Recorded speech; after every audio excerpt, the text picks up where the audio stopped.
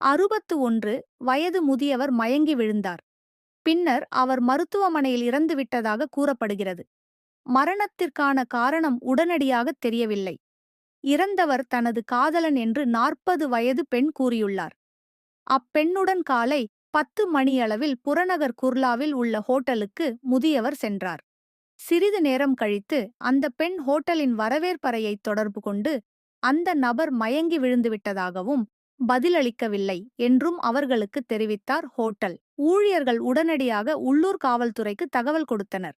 அவர்கள் முதியவரை சியோனில் உள்ள ஒரு மருத்துவமனைக்கு கொண்டு சென்றனர். ஆனால் அங்கு அவர் அனுமதிக்கப்படுவதற்கு முன்பே இறந்துவிட்டதாக அறிவிக்கப்பட்டதாக குர்லா காவல் நிலைய அதிகாரி கூறினார். பின்னர் அந்த பெண்ணை குர்லா காவல் நிலையத்திற்கு அழைத்துச் சென்று விசாரணை நடத்தினர். அந்த நபர் ஒர்லியில் வசிப்பவர் என்றும் தனியார் நிறுவனத்தில் பணிபுரிபவர் என்றும் அவர் போலீசாரிடம் தெரிவித்தார். உடலுறவின் போது அவர் மது அருந்த முயன்றார். ஆனால் அவர் மயங்கி விழுந்தார் என்றும் கூறப்படுகிறது.